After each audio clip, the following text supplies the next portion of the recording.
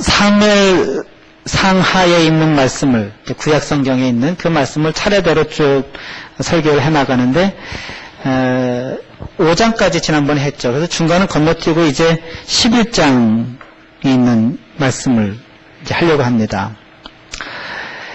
혹시 나중에 이제 제가 성경을 읽어보시라고 할지도 모르니까 이제 어디 좀 살펴보라고 말씀을 드리니까 성경을 피고서 제 말씀을 들으시면 좋겠습니다.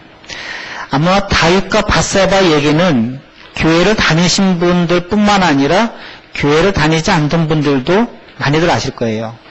다윗과 골리앗 이야기도 좀 아실 거고, 삼손과 데릴라 얘기도 좀 아실 거고, 교회를 다니지 않았다 할지라도 자기 부하의 아내를 빼앗아 자기 와이프로 빼앗은 다윗의 이야기, 더군다나 그것도 모자라서 그 자기 부하를 그 사지에 몰아넣어서 죽게 했던 그 다윗 왕의 이야기, 그것이 내용의 줄거리입니다.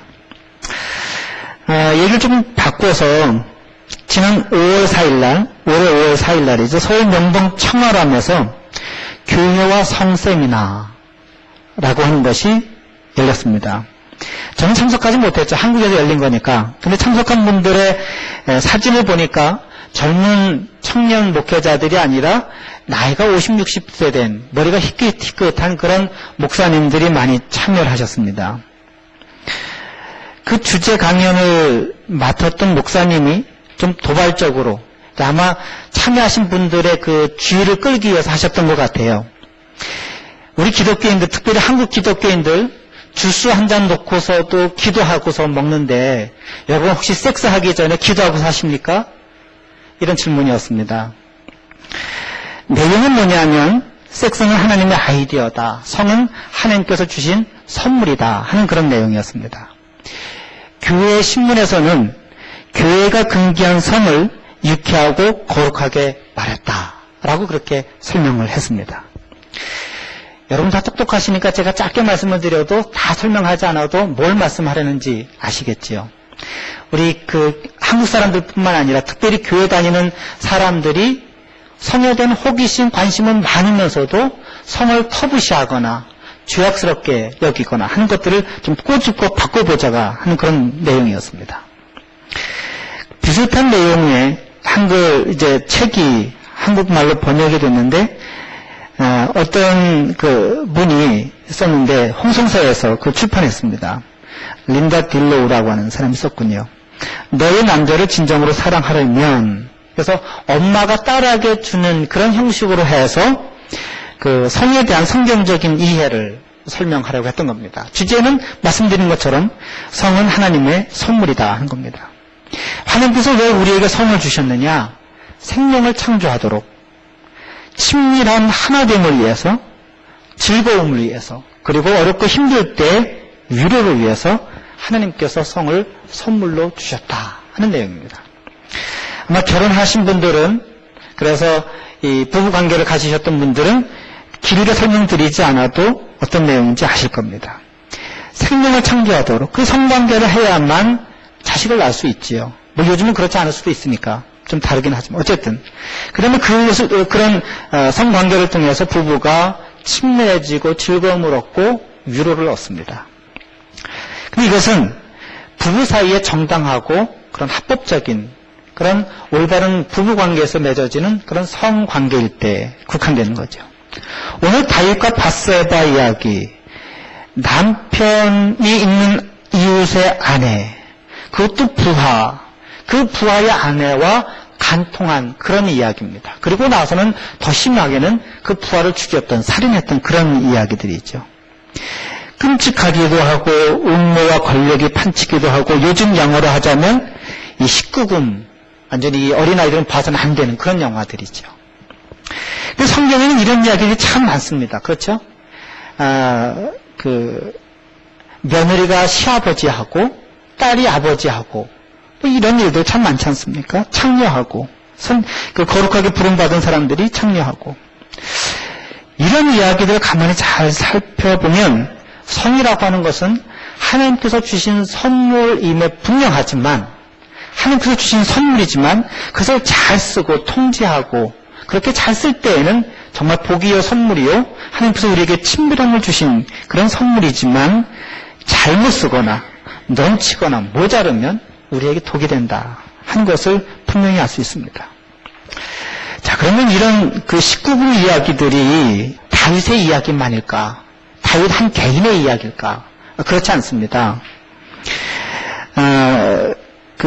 이게 성경의 이야기이기 때문에 다른 어떤 아주 지저분한 그런 성의 이야기 말고 교회 안에 있는 이야기 예를 하나만 좀 들어드리죠. 2008년에 여기 미국에 있는 베일러 대학교에서 무작위로 전국에 있는 사람들을 대상으로 해서 3,559명을 대상으로 해서 성직자들의 성적인 비행, 클러지 섹슈얼 미스컨덕트를 조사했습니다. 이 미스컨덕트라고 하는 것은 성희롱이나 성학대와는 좀 다른, 성폭행과는 좀 다른 겁니다.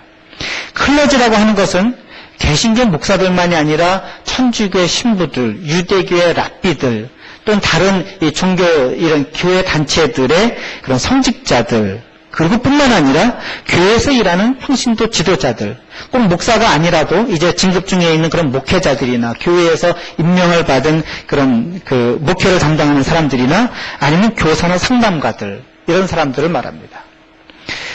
이런 사람들이 자기 아내가 있음에도 불구하고 자기가 섬기는 교회에서 교인들이 모이는 그 사람들에게 성적인 접근을 했거나 또는 성적인 제안을 한 것을 섹슈얼 미스컨덕트라고 얘기를 합니다. 이 설문조사 결과를 보면 3% 이상의 여성들이 자기가 다니고 있는, 저는 이제 교회라고만 했습니다만 꼭 교회가 아니고 회당일 수도 있고 성당일 수도 있고 뭐 다른 곳일 수도 있겠죠. 자기가 다니고 있는 그런 교회에서 목회자들의 성적인 비행의 대상이 되었다고 그렇게 응답을 했습니다. 3%라고 하면 얼마나 될까? 미국의 천주교회나 회당이나 교회의 평균치를 내보면 약 400명쯤 됩니다. 그 400명 중에 여성들이 얼마쯤 되나? 평균 60%입니다. 그 60%에 되는 사람들, 그러니까 한 240명쯤 되죠. 그 중에 3%니까 약 7명의 여인들이 자기가 다니고 있는 교회의 성직자들의 성적인 비행을 경험했다고 하는 겁니다.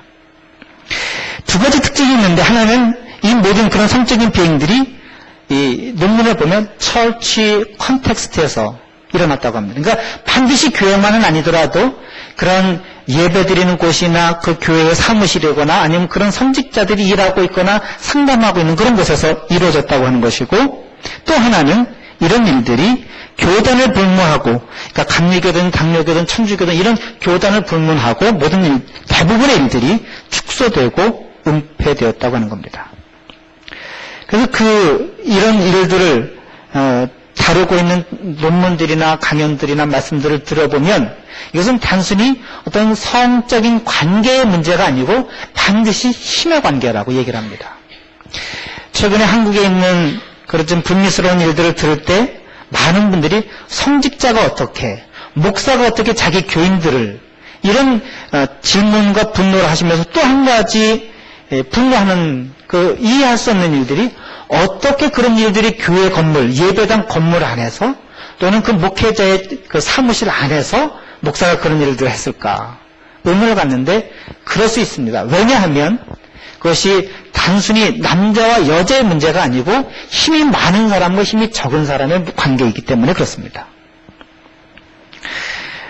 그런가 하면 이것이 반드시 목회자와 평신도 교인들 사이의 문제이겠는가? 그렇지 않습니다. 이게 제가 힘의 문제라고 말씀을 드렸잖아요. 이 논문에서도 그런데 많은 UMC 연합감리교회 여성 목회자들이 교인들로부터도 성적인 비행, 섹슈얼 미스컨덕트를 경험했다고 합니다.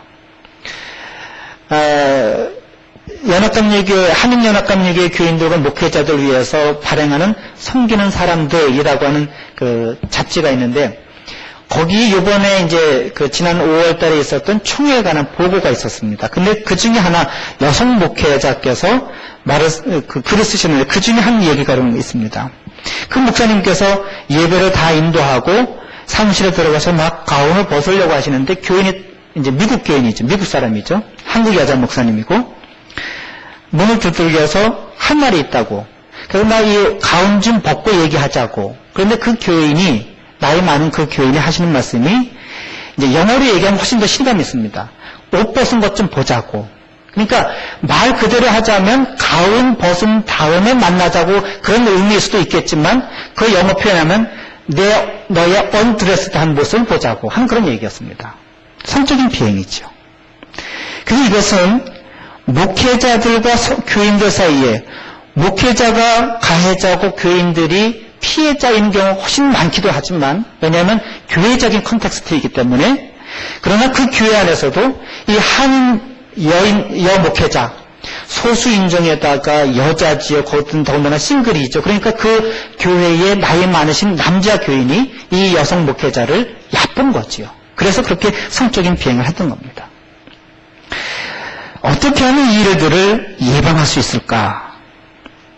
여러분들이 공부하셔야 됩니다. 근데 공부해야 되는 이유 중에 제가 이런 말씀을 드리는 이유도 저도 그렇고 여러분도 그렇고 우리 모두가 다 그런 가해자가 될 수도 있고 피해자가 될 수도 있기 때문에 미리 알아야 합니다. 이 논문을 보면 섹슈얼 미스컨덕트에는 일정한 패턴이 있다고 합니다. 이 패턴을 알면 피해자들이 미리 방어할 수 있고 가해자들도 여기까지 가면 안 되겠구나 하는 것을 알 수 있죠. 첫 번째는 가해자가 피해자를 구름한다고 그렇게 표현했습니다. 여러분 구름이 뭐라는 거 아시죠? 구루밍 하는 거. 털도 깎아주고 쓰다듬어주고 이렇게 예쁘다 이렇게 토닥토닥거려주고 하는 겁니다. 마치 가해자가 피해자를 굉장히 가치 있는 사람처럼 중요한 사람처럼 그렇게 여기도록 구루밍 한다고 하는 거예요. 교회 안에서 또는 이 관계 안에서 그런다고 하는 겁니다. 그렇게 해서 가해자는 피해자로 하여금 자기 자신을 의존하도록 만드는 거예요. 상담을 하든지 기도를 받든지 뭘 하든지 그런 일을 할 때 자꾸 내가 할 수 있고 당신은 나에게 이렇게 도움을 받아야 돼 하는 그런 생각을 불어넣어준다는 거죠. 그렇게 해서 관계가 조금 더 나으면 그 다음 단계는 뭐냐 하면 이제 자기를 오픈한다고 하면서 하나는 교회의 문제나 다른 교인들의 사적인 비밀을 그 사람에게 얘기해 줍니다. 또는 나 이렇게 목회하기 힘든데 아무도 나를 알아주는 사람 없어. 당신밖에 없어. 뭐 이런 이제 메시지를 전달하는 거죠. 이런 메시지가 그 피해자가 될 대상들에게 어떤 느낌, 어떤 감정을 갖게 하는지 여러분 이해하시겠지요. 그리고 나서는 이 가해자는 처음에는 피해자가 용납할 수 있을 만큼 정도의 신체적인 접촉을 합니다. 미국에서는 포옹하는 것 얼마든지 할 수 있으니까 또 어려움을 얘기하고 나면 위로해준다고 하면서 포옹할 수 있지요. 그러다가 점점 접촉하는 수위를 높여서 나중에는 그 영어를 그냥 한국말로 그대로 번역을 하자면 능청스럽고 뻔뻔하게 성적인 행위를 요구한다고 그렇게 되어 있습니다. 여러분 유혹에는 이게 장사가 없다고 저는 생각합니다. 그렇지 않습니까? 유혹을 이길 수 있으면 좋지만 이길 수 없는 게 유혹이라면 피해가야 하죠. 피해가는 것을 비굴하거나 비겁하거나 용기 없다고 그렇게 생각하지 않으셨으면 좋겠습니다. 예수님께서도 섰다고 생각하는 자마다 넘어질까 조심하라. 성경 말씀이 그렇게 말씀하고 있지 않습니까? 그래서 다른 얘기들이 다 많지만 이런 다윗과 밧세바와 같은 이런 이야기들이 그냥 목욕하는 거 보고서 와 하니까 온 것이 아니라 이런 일정한 패턴을 다 갖고 있었음을 볼 수 있습니다. 자기 왕궁으로 불렀죠. 목욕하는 걸 봤죠. 자기 왕궁으로 불렀죠. 자기 힘을 가지고 권력을 가지고 그 밧세바라고 하는 여인을 농락을 한 거죠. 자, 오늘 그런 이 성경 말씀을 그러면 이제까지 많은 분들이 봤듯이 오늘 또 제가 말씀드린 것이 다윗과 밧세바의 어떤 그런 섹슈얼 미스컨덕트의 문제냐? 저는 꼭 그렇게만 보지는 않습니다. 그래서 오늘 성경 말씀을 조금 더 자세하게 보고 싶습니다. 과연 이 본문이 우리에게 무엇을 말씀하고자 하는 것일까? 성공이었던 다윗이 이렇게 성령 앞에서 무기력했다고 하는 것을 말씀하려고 하는 것일까? 다윗과 밧세바의 그런 치정 어린 그런 이야기, 음모와 술수 이런 이야기뿐일까? 그래서 제가 늘 말씀을 드리지만 성경을 그냥 쭉 읽어갈 수도 있고, 하지만 성경의 저자들이 애써서 표현하고자 했던 그런 내용들, 단어들, 그런 문장의 특징들을 가만히 살펴보시면 이 이야기가 다윗과 밧세바의 이야기가 아니라 다윗과 우리아의 이야기인 것을, 아니 오히려 다윗의 잘못을 우리아의 입과 행동을 통해서 지적하고 있는 것을 볼 수 있습니다. 그래서 여러분 성경을 보는 눈을 뜨기 위해서 성경을 설교 시간이 좀 어렵기는 하지만 같이 읽어가시면 좋겠습니다. 사무엘하 11장 여러분 펴보시죠.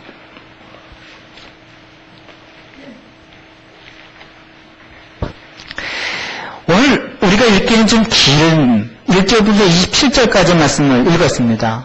그 교회력에 따르면 성서 일과에서도 1절부터 15절까지만 읽으라는 것을 저는 27절까지 다 읽었습니다. 글을 읽을 때 가장 먼저 해야 되는 것이 뭐냐 하면, 여러분 국어 시간에 다 배우셨죠? 문단 나누기 하는 거예요. 문단 나누기를 해보시겠습니까?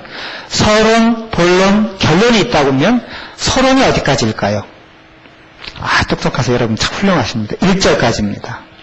1절이 서론이에요. 그러면 결론은 어디 있을까요? 맨 마지막 27절까지 있겠죠. 좀 똑똑한 척 하려고 하는데 조금 모자랐어요. 27절 전체가 다 결론이 아니라 27절 중에 어디가 결론일까요? 27절 중에 마지막, 예, 맞습니다. 다윗이 행한 그 일이 여호와 보시기에 악했더라. 그것이 결론입니다.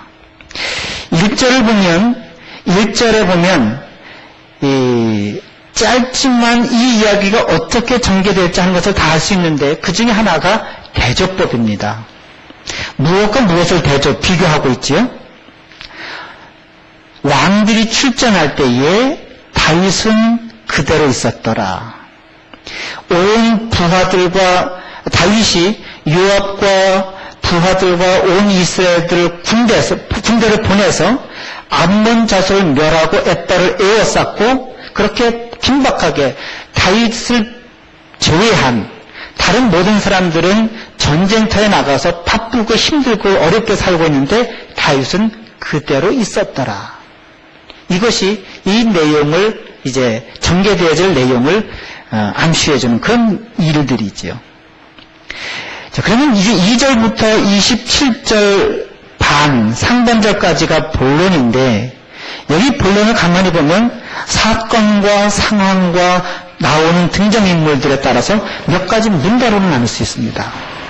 그냥 읽어보는 짧은 시간에 참 어려울 텐데, 마침 이 성경을 기록하신 분들이 이 성경을 장절로 나눴고 더군다나 문단을 나눴습니다. 첫 번째 문단은 2절부터 5절까지, 그렇죠. 그리고 6절부터 13절까지, 14절부터 21절까지, 22절부터 25절까지. 아마도 조금 저를 잘 나눴으면 27절 아들을 낳으니라까지 해서 창절을 나눴으면 좋았을 텐데 그러지는 못했습니다. 그런데 이 성경 본문을 가만히 읽어보면 2절부터 5절까지는 밧세바의 얘기지요. 여기 밧세바의 이야기고, 6절부터 13절까지는 우리아를 왕궁으로 불러와서 우리아와 다윗의 이야기입니다. 14절부터도 역시 마찬가지죠. 우리아가 죽었다라고 하는 21절까지 역시 마찬가지로 다윗과 우리아 이야기입니다. 많은 내용이 다윗과 밧세바의 얘기가 아니라 다윗과 우리아지요. 그렇다면 이것을 봐서도 이 11장에 있는 이 이야기는 다윗과 밧세바라고 제목을 붙이기보다는 다윗과 우리아라고 붙이는 것이 훨씬 더 좋습니다. 자, 그런데 우리가 이렇게 보기에는 그냥 그럴듯한 사건의 전개들만 쭉 나열한 그런 기록 같은데, 어떤 신학자가, 구약성서 신학자가 이것을 좀 특징을 발견했습니다. 그 특징이 뭐냐 하면, 어떤 본문은 사건이 굉장히 빠르게 확 지나가고, 어떤 본문은 아주 작은 한 사건을 천천히 느리게 자세하게 설명하고 있다고 하는 겁니다. 예를 들면 2절에 바세바, 2절부터 5절까지 나오는 이야기는 바세바 얘기인데, 이 바세바 이야기가 2절, 3절, 4절, 5절, 4절입니다. 근데 그것이 걸린 기간이 얼마나 걸렸을까요? 여러분 한번 어림짐작 해보시겠어요? 어느 날 저녁 때에 다윗이 옥상에서 거닐다가 아름다운 여인이 목욕하는 것을 봤습니다. 저녁 때지요? 그 사람을 불러왔습니다. 뭐 빨리 불러왔으면 그날 저녁에 불러왔을 수도 있지요. 1절에 보면은 사람들은 전쟁터에 나가서 바빴을 때 다윗은 그냥 가만히 그대로 있었는데 바세바를 봤을 때는 아주 기민하게 움직입니다. 그리고서는 4절에 보면 그 여자를 데려갔는데 곧바로 온 것이 아니라 부정함을 깨끗하게 하였으므로 동침했다 그랬습니다. 부정함을 깨끗하게 한다는 게 무슨 뜻일까요? 여자들, 생리하는 것을 말합니다. 그래서 생리가 끝난 다음에 이 여인이 다윗에게 왔다고 하는 뜻입니다. 그러니까 아무리 못 잡아도 며칠은 지났겠지요. 이 이야기는 이 아기가, 태어날 아기가 우리아의 아기가 아니고 다윗의 아기일 수밖에 없다고 하는 것을 얘기하는 겁니다. 그 다음에 5절 후반부에 보면 그 여인이, 5절에 보면 그 여인이 임신했습니다. 요즘 같으면 임신한 것 그냥 4주, 6주, 뭐 2달도 안 되면 알 수 있어요. 근데 이때는 그런 임신 측정기가 있었을까요? 없었다면 최소한 2달, 3달은 걸렸을 겁니다. 자, 그러면 이 여인을 목욕하는 것을 봐서 임신하기까지 4절밖에 안 되는 짧은 내용 중에 한 3, 4개월이 지나는 그 기간 동안을 기록했습니다. 자, 그런데 6절부터 13절까지의 내용을 보면 다윗이 이제 우리아를 불러들여서 자기 아내에게 들어가서 이제 쉬고 동침하게 하는 그런 내용인데 8절에 보면 발을 씻어야 하는 얘기는 밭을 씻고 좀 쉬어라 하는 그런 얘기도 될 수 있지만 아내와 부부 관계를 맺어라 하는 그런 의미도 있습니다. 그 얘기는 6절, 7절, 8절, 9절, 10절, 11절, 12절, 13절인데 불과 며칠 되지 않는 그 내용들을 7절, 8절에 거쳐서 설명하고 있습니다. 14절부터 21절까지는 역시 마찬가지로 우리아의 얘기인데 빠르게 진행하죠. 22절부터 25절까지 얘기는 또 천천히 진행합니다.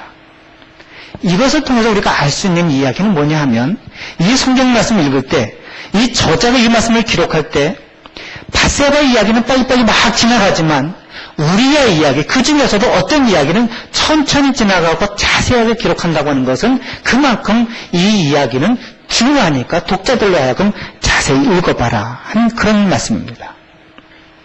그래서 6절부터 13절까지의 말씀이 우리가 눈여겨봐야 할 그런 내용이고 또 하나는 16절부터 25절, 21절까지 있는 말씀이 눈여겨봐야 하는 그런 내용입니다.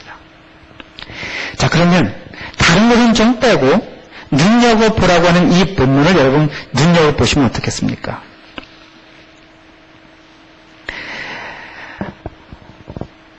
6절에 보면, 이제 5절에 보면 이미 그 여인이 임신을 했지요.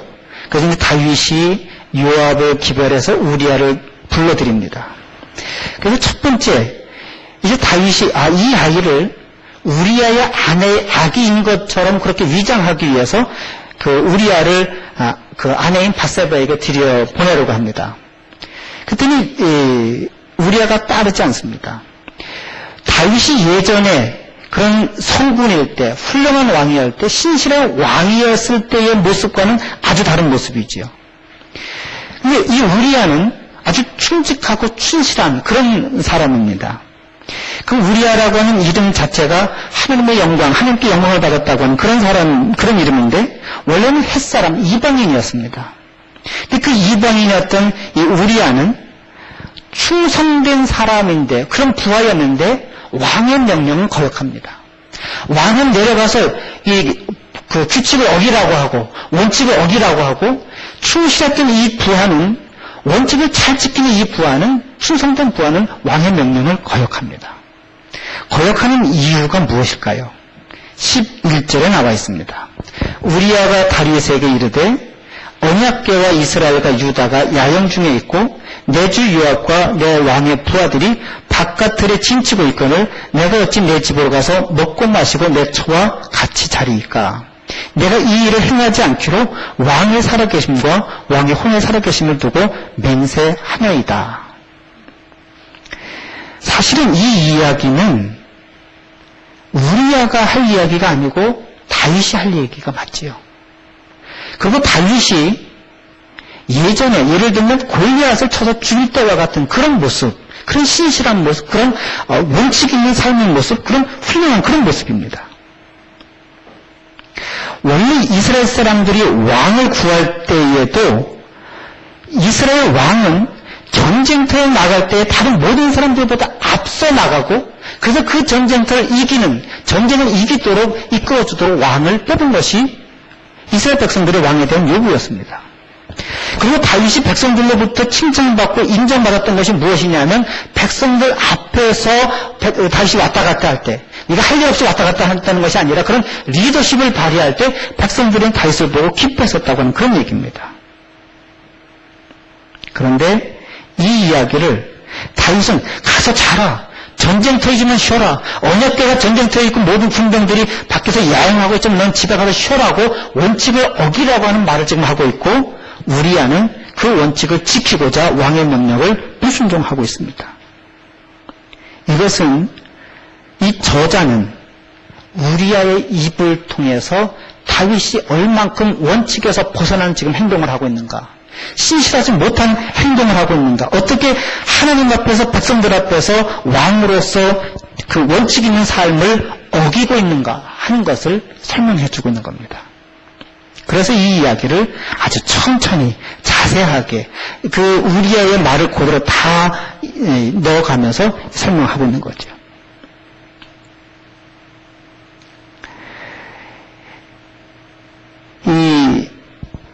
제가 청년부 수련회 우리 그 사랑의 교회에 와서 처음 오자마자 갔던 것이 청년부 수련회인데 그때 그때 있었던 청년들이 저에게 묻기를 목사님 삶은 뭐라고 생각하세요? 인생은 뭐라고 생각하세요? 목회는 뭐라고 생각하세요? 신앙생활은 뭐라고 생각하세요? 라고 물어서 제가 목회는 울림이다 그렇게 대답을 했습니다. 그 울림이라고 하는 것은 뭐냐면 예를 들면 이런 겁니다. 제가 하나님께로부터 받은 사랑, 그런 감동, 그것을 저 혼자 갖고 살아가는 것이 아니라 설교 시간을 통해서 찬양을 통해서 기도를 통해서 이런 모임을 통해서 그 감동을 울려서 다른 사람들도 그 감동을 함께 느끼도록 하는 것, 이것이 목회라고 그렇게 말씀드렸습니다. 여러분 이 다윗의 이야기와 우리야 이야기, 이 두 이야기, 사람의 이야기를 듣고 또는 그들의 말과 행동을 듣고 어떤 것에 감동이 있고 어떤 것에 울림이 있습니까? 야, 집에 가서 쉬어. 자. 아내하고 그 자기의 잘못을 감추기 위해서 거짓을 하는 그런 다윗의 말과 행동에서 감동이 있습니까? 어떤 울림이 있습니까? 아니면 우리야가 다윗에게 말한 것처럼 그 왕의 명령을 어기는 한이 있을지라도 원칙적인 삶을 살고자 하는 우리야의 말과 그 행동에 울림이 있습니까? 감동이 있습니까? 지금 전쟁터에 나가 있어야 할 다윗은 자기 집에서 편안하게 있으면서 부하의 아내와 간통하고 있으면서 그것을 감추기 위해서 부하에게 선의를 베푸느냐 호의를 베푸느냐 그렇게 이야기하고 있는데 이런 다윗의 모습에서 어떤 감동이 있습니까? 아니면 어떤 울림이 있습니까? 지금 미국도 그렇고 한국도 그렇고 대통령 선거에 나온 사람들이 다 하나같이 훌륭합니다. 개인적으로 보면 훌륭하지 않은 분들이 없지요. 그런데 문제는 그분들의 삶과 행동이 일치해서 그 삶과 그 말 속에서 사람들을 울릴 수 있는 그런 감동이 있겠는가 한 겁니다. 여러분은 어디 있습니까? 여러분의 삶 속에 이런 감동이 있고 여러분들의 삶 속에서 이런 울림이 있습니까?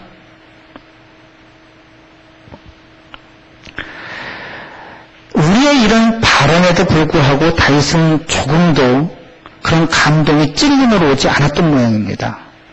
자기가 얼마큼 잘못하고 있는지 뉘우치는 시간을 가졌어야 함에도 그렇지 못하고 두 번째로 다른 계획을 옮기죠. 마치 우리야의 그런 맹세를 작심하고 무너뜨리는 것처럼 이제는 우리아를 불러서 먹고 마시고 취하게 합니다. 다른 곳에 가서 하면은 이제 안 먹고 안 마실까봐 그래서 그런지 자기 앞에서 먹고 마시게 하고 그리고 이제 자기 부인에게로 돌아가도록 그렇게 합니다. 그런데 이 우리아 어떻습니까? 취중에서도 자기 아내에게로 돌아가지 않고 자기 삶의 원칙을 지키고자 그렇게 노력합니다. 맨정신일 때뿐만 아니라 취중에서조차도 신의와 자기 자신을 지킬 수 있는 그런 사람. 그건 꼭 남자만이 아니라 그런 사람 어디 있을까요? 참 요즘은 그런 사람을 보기가 힘든 세상 아닙니까?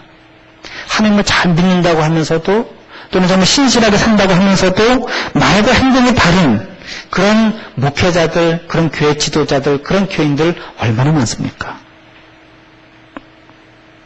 14절은 아침이 되므로 시작해서 그 전날 저녁 때라고 하는 것과 아주 분위기가 다르게 시작을 합니다. 그래서 다윗은 잔인하게 세 번째 계획을 실천에 옮기도록 합니다.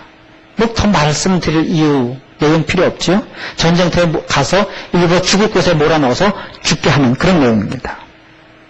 다윗은 이 성경 본문에 따르면 더 이상 선한 왕도, 성군도, 하나님께로부터 기름 부음을 받은 그런 왕과 같은 모습이 아니죠. 자신의 목적을 달성하기 위해서 수단과 방법을 가리지 않는 그런 포악하고 간교한 왕일 뿐입니다. 여러분, 다윗조차도 그렇게 하나님의 마음에 합한 사람이라고 그렇게 칭찬받았던 다윗조차도 이렇게 무너질 수 있다고 한다면 우리는 어떻겠습니까? 16절에 보면 저자는 이 우리아를 햇사람이라고 그렇게 적고 있습니다. 그 뒤에도 보면 계속 햇사람 우리아라고 하는 것을 강조하죠. 이 이야기는 뭐냐면 우리아가 이방이라는 것을 강조해서 그 이방인인 우리아가 유대인 왕인 다윗보다도 더 의롭고 더 신실하고 더 충실하다고 하는 것을 말하고 있는 겁니다. 그렇게 우리아는 전사했습니다. 아니 살인을 당했죠. 그것도 자신의 아내를 빼앗은 자에게 자신이 그렇게 충성했던 그리고 신뢰했던 그렇게 따랐던 자기의 군주였던 다윗에게로부터 배신을 당해서 죽임을 당하고 말았습니다. 여러분이 이 본문을 보면서 이렇게 물을 수 있지요. 이렇게 충성스럽고 신실한 사람들은 또 이렇게 억울하게 당해야만 할까?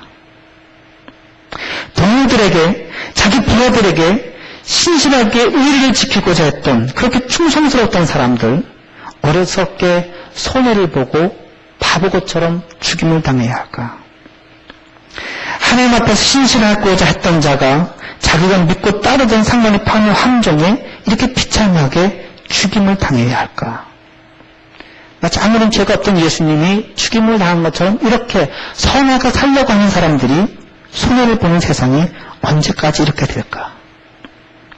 또 하나 우리 이런 질문을 할 수 있죠. 하나님이 이럴 때, 도대체 이런 사건이 일어날 때 뭐 하고 계시는 걸까? 하나님의 생각은 무엇일까? 이 사건을 어떻게 보고 계실까? 아까 말씀드린 것처럼 이제 쭉 지나가서 18절부터 25절까지가 느린 템포 아주 자세하게 내용을 설명하고 있는 그 두 번째 본문입니다. 여기 이 본문의 내용을 좀 설명하자면 오늘 설교 시간이 좀 길어질 것 같아서 내용을 줄이고 조금 아까 제가 말씀드린 것처럼 하나님께서는 이런 사건이 일어났을 때 이 사건을 어떻게 보고 계실까 하는 것에 초점을 맞춰서만 말씀을 드리려고 합니다. 이제 우리아가 가서 그렇게 죽었습니다. 요압이 전령을 보내서 그 전황을 보고하게 하죠. 아주 복잡하죠. 왜냐하면 우리아가 그렇게 함정에 빠져서 죽었다고 하는 것을 눈치채지 못하게 보고해야 되고 요압은 자기가 군사사령관이기 때문에 이 전투에 실패했다고 하는 것을 보여서는 안 되죠. 그러면 자기가 책임을 져야 하니까. 그리고 그 우리아가 죽었다고 하는 것도 알지 못하게 다윗 왕에게 보고를 했어야 했습니다. 이것이 이제 21절까지 내용이고 22절은 이제 요압이 그 전령에게 전하고자 했던 내용이고 22절부터 24절까지는 전령이 다윗 왕에게 보고하는 내용입니다. 이 전령이 보고하는 내용을 보면 요압이 명령한 것과는 요압이 전한 내용과도 좀 다릅니다. 그러니까 그 왕의 그 부하들 같아요. 그렇죠? 그러니까 한 사람의 잘못이 아니라 이 내용들을 보면 그렇게 악할 때, 문제가 생길 때, 사람들이 이런 악하게 삶을 살고자 할 때는 한 사람의 이야기가 아니라, 한 사람의 삶의 문제가 아니라 주변에 있는 모든 사람들이 그 악의 문제에 같이 물들고 만다고 하는 그런 내용들입니다. 이 전령도 요압이 너 가서 잘못 보고하면 다윗이 왕이 화나실 거야 라고 하는 그것 때문에 겁을 내서 그런지는 몰라도 가서 자기에게 유리하게 그렇게 보고를 합니다. 그래서 맨 마지막에 우리야도 죽었나이다 라고 보고하니 이제 다윗이 전령에게 이렇게 말합니다. 너는 요압에게 이렇게 말하기를 이 일로 걱정하지 말라. 여기 이 일로 걱정하지 말라고 하는 말씀은, 이 말은 좀 그 원문에 가깝게 다시 설명을 하자면 이 일을 악하게 여기지 말라, 나쁘게 여기지 말라, 그런 뜻입니다. 이 사람이나 칼은 이 사람이나 저 사람이나 삼킨다. 전쟁 중에는 누구도 죽을 수 있고 다칠 수 있고 전사할 수 있다 하는 그런 얘기죠. 그 성을 향하여 더욱 힘써 싸워 함락시켜라. 너는 그를 담대하게 하라. 여기서 힘써 싸워라, 담대하게 하라, 이 말씀은 성경에서 하나님의 사람들에게 이야기하는 그런 표현들입니다. 자, 여러분, 다윗의 생각이 어떤지 여러분 아시겠지요? 이 일을 악하게 여기지 않았습니다. 그리고 자기 부하인 요압에게 이것을 악하게 여기지 말라고 그렇게 오히려 정당화시켜줍니다. 그리고 전쟁 중에는 사람이 죽을 수도 있고 이럴 수도 있으니까 그를 죽는 문제는 아무것도 아니라고 그렇게 그들의 행동을 합리화시켜주고 정당화시켜줍니다. 그리고 그를 격려해주죠. 더욱 힘써 싸워라, 담대해라. 도대체 무엇을 향해서, 무엇을 위해서 힘써 싸우라고 하는 말일까요? 무엇을 향해서 담대하라고 하는 말씀일까요? 이 말씀이 아까 말씀드린 것처럼 하나님의 사람들에게 선포되어지는 그런 말씀이라면 하나님의 일을 위해서 담대하라는 그런 말씀이었습니다. 하나님의 일을 위해서 더욱 힘써라고 하는 그런 말이었습니다. 그런데 이 말을 자기 부하를 죽이는, 그렇게 신실하게 살려갔던 그 사람을 죽이는 일에 힘쓰라고 한다면, 담대하게 하라고 한다면 도대체 무엇을 위해서 담대하게 힘쓰라고 하는 그런 말일까요? 이 본문 중에서 다윗도 거짓말했고 요압도 거짓말했고 이 요압의 전령도 거짓말했습니다. 유일한 진실은 우리아가 죽었다고 하는 것이고, 이 우리아가 죽었다고 하는 것을 다윗만이 알고 싶고 듣고 싶고 전해 듣고 싶었던 그런 진실이었죠. 진실은 아무것도 이 본문 속에서 없습니다. 이 왕의 이야기에서도 요압의 보고에서도 전령의 보고에서도 진실은 사라지고 말았습니다. 그 왕의 그 부하들이죠. 이것을 보면 조금 아까도 말씀드린 것처럼 악은 악끼리 편을 짜는 것 같아요. 악한 자들은 악한 자들끼리 서로 힘을 모으는 것 같아요. 악을 감추기 위해서 더 큰 악을 행하는데 사람들이 거기서 그렇게 하시면 안 됩니다라고 얘기하기보다는 그 편에 동조하는 것 같아요. 왜 그럴까요? 진실을 몰라서 그럴까요? 아니면 목구멍이 포도청이라고 해서 왕한테서 잘려나갈까 봐 그럴까요? 아니면 자기 자리, 자기 위치를 놓칠까 봐 그럴까요? 우리가 모두 다 악이 악하다고만, 그 악을 진실하다고만 그렇게 생각하지 않을 텐데 왜 어느 누구 하나 그것은 악한 겁니다, 그것은 진실이 아닙니다, 그것은 거짓된 겁니다 라고 이야기하는 사람이 없는 세상에 우리가 살아갈까요? 여러분들이나 저나 다 악한 자들의 편에 가담하고 싶지 않습니다. 주동자가 되지는 않을지라도 그 일에 동조하고 싶은 사람이 그렇게 많지 않지요. 그럼에도 불구하고 악이 진실인 것처럼, 선한 것처럼, 거짓이 진실인 것처럼 그렇게 정당화되는 것을 보고 왜 묵인하고 용인하고 그래서 입을 다물고 살아가야만 할까요? 이 성경 말씀을 보면 우리들이 살아가는 삶의 모습을 보면 악이라고 하는 것은 통제되지 않으면 이것처럼 그렇게 권력의 힘으로 정당화되고 진실은 감춰지고 악이 진실인 것처럼 그렇게 위장되어집니다. 위장된 진실이, 즉 거짓이 진실한 것으로 사람들에게 받아들여집니다. 에이, 속으로는 아니라고 얘기하는지는 모르겠어요. 이럴 때 어떡할까요? 하나님의 대답은 무엇일까요? 오늘 성경 말씀을 보면 다윗이 이 일을 악하게 여기지 말라고 그렇게 생각했던 것과는 달리 하나님의 대답은 이 일은 악한 것이라고 그렇게 말씀하고 있습니다. 맨 마지막 27절의 결론은 바로 그것이죠. 다윗이 행한 그 일이 여호와 보시기에 악하였더라. 여러분, 저는 이 말씀을 아까 말씀드린 것처럼 한 가지 듣고 질문에 대한 대답을 이 성경을 보면서 찾아봤습니다. 뭐냐면 우리야처럼 그렇게 힘도 없이 진실하게 충실하게 살던 사람들은 그렇게 함정에 빠져서 죽어가야만 할까? 그렇게 바보처럼 살아야만 할까?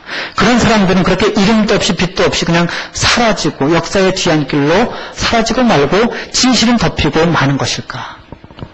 제가 지난 금요일날 우리 청년부들하고 성경 공부하면서도 말씀드렸는데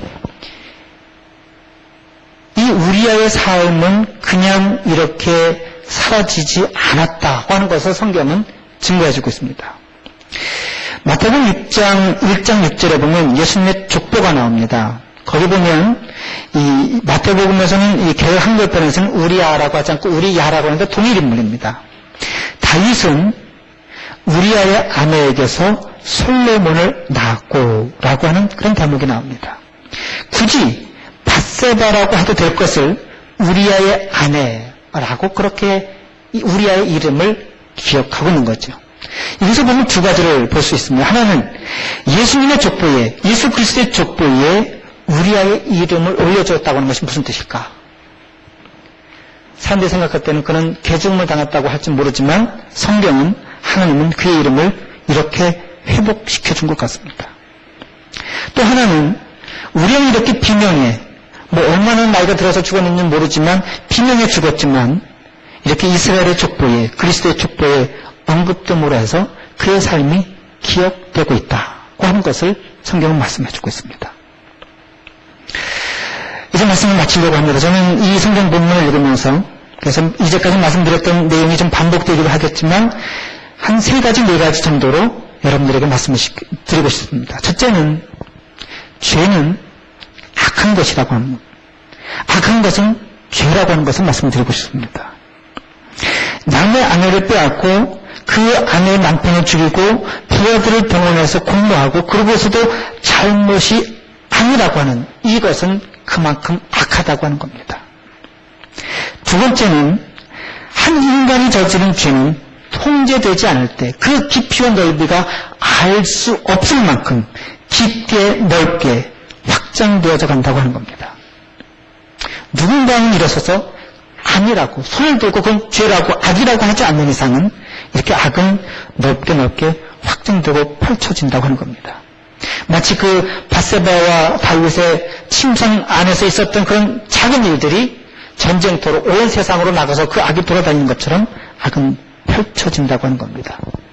세 번째는 왜 성경의 저자는 이 사무엘 성경의 이야기를 기록하면서 다윗의 이런 부끄러운 이야기를 자세하게 기록하고 있을까?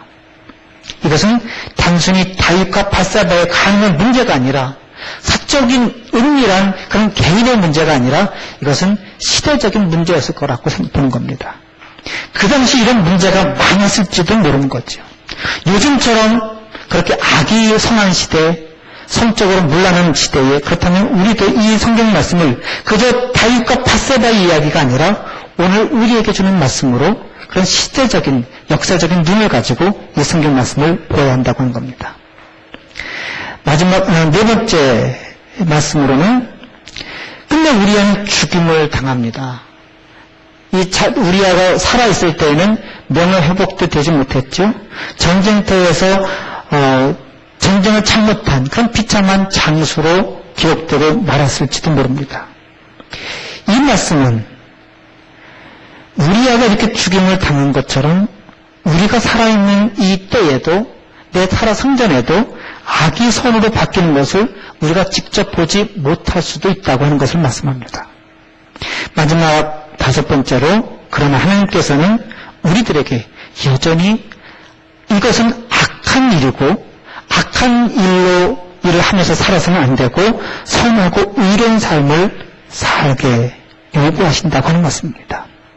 의롭게 사는 사람이 당장은 바보처럼 보일지라도, 그렇게 신실하고 원칙을 지키며 살아가는 사람들이 비참하게 죽는 것 같아서 선이 치는 것 같을지라도, 그렇게 사는 사람을 하나님께서는 궁극적으로 높이시고 그의 이름을 기억하신다고 하는 것입니다. 여러분, 이 성경 말씀을 읽으면서 또는 오늘 제 설교 말씀을 들으면서 어떤 생각을 하셨습니까? 여러분, 제가 바라기는 다윗과 우리의 삶 속에서 한 가지의 삶을 선택하면서 사셨으면 좋겠습니다. 어떤 삶이냐면 여호와 보시기에 악한 삶이 아니라 여호와 보시기에 길이 기억되고 의롭다고 인정할 만한 그런 삶을 살기로 오늘 이 시간에 다짐하고 결심하시길 바랍니다. 그런 삶 가운데 우리 하나님께서 함께 하시기를 주님의 이름으로 축원합니다. 우리 기도하겠습니다.